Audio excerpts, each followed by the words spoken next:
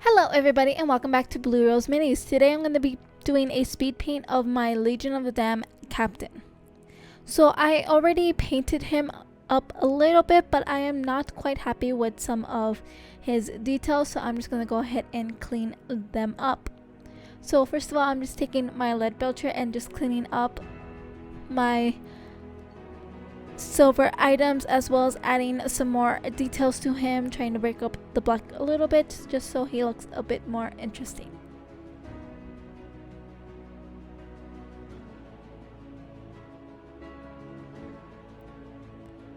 And once I'm satisfied with that, I'm just going to go ahead and throw a blue shade on his power pack, as well as the attachment leading up to his power fist.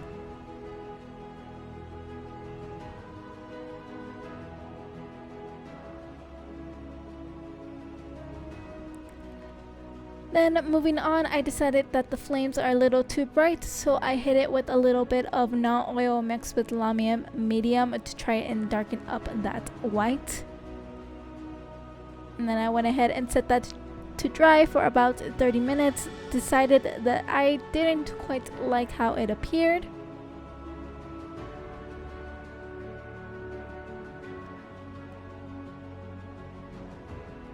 So I ended up just kind of redoing the entire flame. So first, starting off with the lightest blue in this color scheme, which would be Beheroth blue. And when doing fire, you need to work quite quickly while the paint is still wet, so you can easily blend all the colors together so you don't have any harsh lines in the end.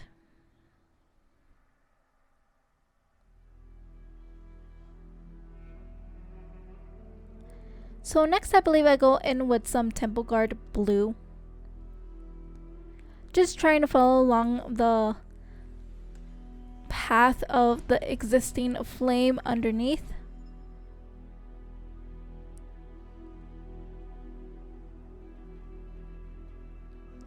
And then going in with the darkest blue, Macragge blue, and there's just repeating the same process. Now, because the paints are wet, you will need to clean off your paintbrush every so often, because the paints do mingle quite well when they are very wet or damp. And once you've gotten the paint on, you can go ahead and take the same brush that's lightly damped and just go ahead and swish your brush up and down to mix the colors a little bit and to give it more of a realistic fire feel.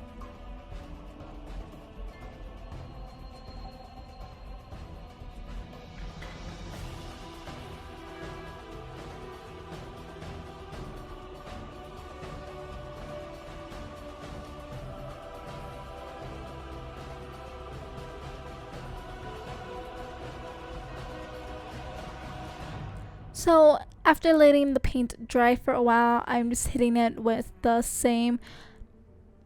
some Night Haunt Gloom, I believe, just to kind of give it a more ghostly effect to it, while also darkening the lightest blue just slightly.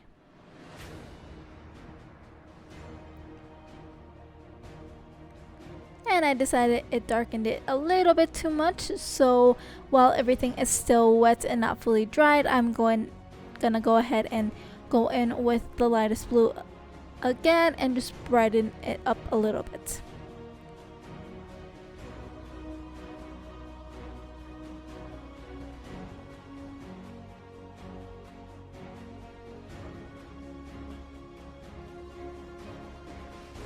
Next, I'm going to go ahead and neaten up any mistakes I may have made with any of the other colors by taking Abaddon Black once again and just lining everything, making it nice and neat. Go ahead and take as much time as you need in this step.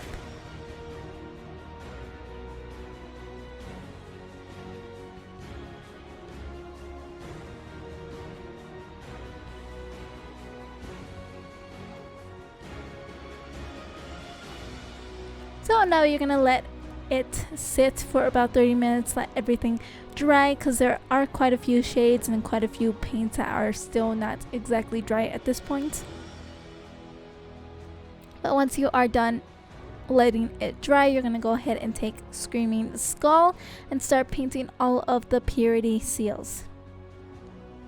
I also took this opportunity to paint the skulls that are eclipsed in the fire. And because there is no base coat on this and Screaming Skull is a layer paint, it will take multiple coats for you to get a nice even coverage. So just go ahead and take your time and be as neat as possible if you're working with an object that is surrounded like flames like I am.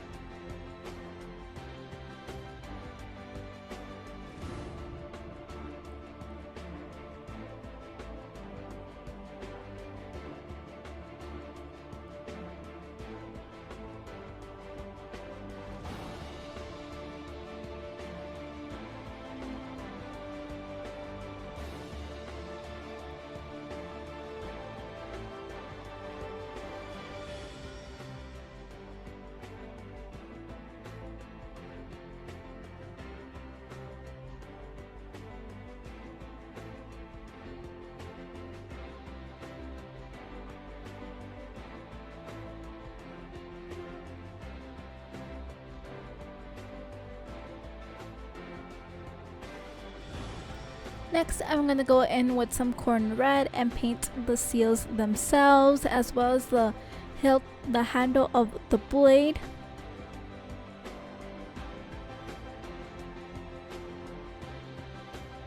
Just to give it a bit more color. Now, keep in mind, just finalizing and fixing all these details did take me about an hour to do. So if you're painting him in one sitting, he might take up to 3 to 4 hours to paint. So here I am just hitting all of the black and everything else besides the flames with some null oil. And yes, this includes the purity seals, because while it's more usual to use Agrat's Earthshade for the seals to give it more of a weathered look, I figured, hey, they've been on fire, so why not make it look like the seals themselves have a bit of char from this. So just go ahead and be generous. It will pull in the appropriate areas, and on the seals, if you put a little bit more than what is usually recommended or how you usually eyeball it, then it will give it a nice, very dark charred look to it and pull in the recesses a lot more.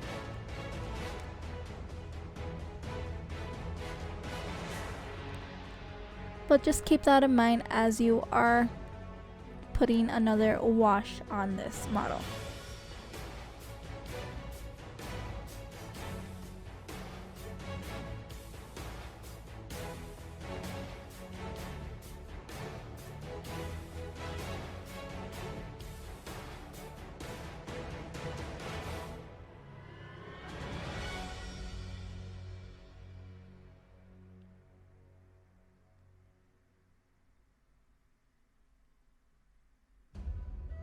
So once he has dried for another 30 minutes or so, I am just gonna start highlighting him with Dawnstone. Now, I don't typically do edge highlights as often as I should. I normally just dry brush. But here I am just being very careful. I did thin down the paint quite a lot. I did maybe 1 part paint, 2 part water, and just really got a nice flow from my brush, and just using about a 45-degree angle, I'm just carefully lining all of the sharper edges. And even though he's still not complete, this is how he looks at the moment. Other than that, I do thank you for joining me on Blue Rose Minis. I believe that the next video I put up will be a Women of the Imperium video, so if you guys are interested in getting any of your wives or girlfriends into this hobby, go ahead and direct them to that video, and I will do my best to get them invested as much as you in this hobby that we love. Thank you so much.